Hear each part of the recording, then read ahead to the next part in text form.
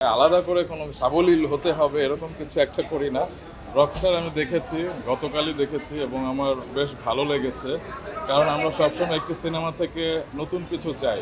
তো আমি এখানে অনেক নতুন কিছু পেয়েছি। আমরা মেগাস্টার শাকিব খানকে তো আসলে ২৭ বছর ধরে দেখছি এন্টারটেইনমেন্ট ইন্ডাস্ট্রিতে। তো এই প্রথম তাকে এরকম একটা গেটআপে, লুকে এরকম একটা সিনেমাতে দেখেছি। তো আমার ভালো লেগেছে। আপনি বাংলাদেশের একটি সিনেমার নাম বলুন তো যেটা আসলে 100% পজিটিভ রিভিউ এসেছে। আসলে ভালো খারাপ তো লাগতেই পারে।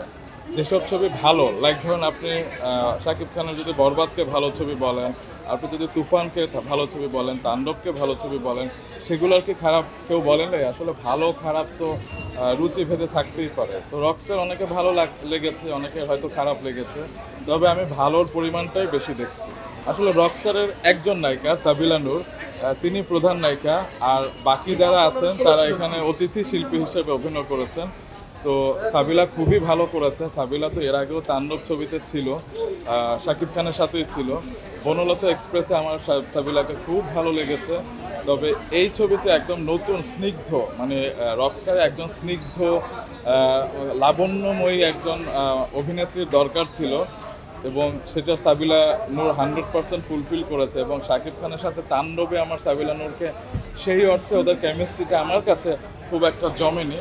তবে রকস্টারে তাদের কেমিস্ট্রি এবং তাদের জুটি আমার মন ভরিয়ে দিয়েছে। আমার খুব ভালো লেগেছে তাদের জুটি। আচ্ছা, তানজিয়া জামান মিথিলা তো আপনারা সবাই জানেন সে একজন সুন্দরী, আন্তর্জাতিকভাবে স্বীকৃত সুন্দরী। তো তাকে অসম্ভব সুন্দরী লেগেছে। খুবই স্বল্প সময়ের একটি, মানে এই চরিত্রে তানজিয়া জামান মিথিলার থেকে বেটার কে হতে পারতো আমি জানি না। কারণ এখানে তিনি একজন মডেল চরিত্রে অভিনয় করেছেন এবং মডেল ব্র্যান্ড অ্যাম্বাসেডর এবং একজন আন্তর্জাতিক একটি ব্র্যান্ডের সাথে সে যুক্ত এই ছবিতে আমরা দেখেছি। তো এই ক্ষেত্রে আমাদের দেশে বাংলাদেশকে রিপ্রেজেন্ট করে এরকম মডেল এই মুহূর্তে কে আছে? তানজিয়া জামান মিথিলা। অবশ্যই অবশ্যই আপনি যদি সিনেমাটা দেখে থাকেন, এখানে তার একটি কি দুটি সিকোয়েন্স আছে এবং একটি সিকোয়েন্সে বেশ লম্বা লম্বা কিছু ডায়লগ আছে মিথিলার মুখ থেকে, এবং ডায়লগগুলো মিথিলা এত সুন্দরভাবে দিয়েছে আমার মনে হচ্ছিল যে আমি মিথিলা শাকিব খানকে আলাদা একটি ছবিতে দীর্ঘ সময় ধরে দেখতে চাই।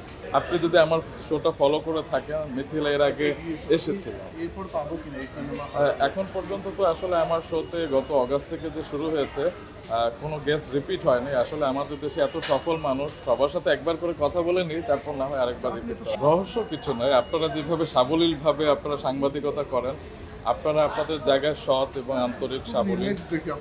হ্যাঁ, কিন্তু আমার হচ্ছে তাদের সাথে একটা, যেহেতু দীর্ঘ সময় ধরে পথ চলা এবং তাদের সম্পর্কে আমি রিসার্চ করেই বসি, তো ওই জিনিসটা হয়ে যায়। আলাদা করে কোনো সাবলীল হতে হবে এরকম কিছু একটা করি না। এটা হয়তো আপনাদের দোয়া ভালোবাসায় হয়তো মনে হয়, বাট আমি নিজেকে অবশ্যই পারফেক্ট মনে করি না। আমারও অনেক ইমপ্রুভমেন্টের সুযোগ আছে এবং আমার আরও অনেক শিখতে হবে, জানতে হবে। দোয়া করবেন যাতে আরও সাবলীল হতে পারি। আমি আসলে পিছন সামনে বুঝি না। আপনারা আসলে পিছনের মানুষ কিনা আমি জানি না। আমরা হচ্ছে গিয়ে কাজ করি, আমরা সংবাদ করি। আমি 2007 সাল থেকে মেরিল প্রথম আলো পুরস্কারের রেড কার্পেট 18তম বারের মতো, মানে টানা 18 বছর উপস্থাপনা করেছে। সো ওটাও তো একটা সামনের কাজ। আমি রাঙা সকাল বলে মাছরাঙার একটি কাজ উপস্থাপনা আমি করি, যেটা 2013 সাল থেকে, মানে 13 বছর হতে যাচ্ছে আমার। তো সেটাও কিন্তু সামনে।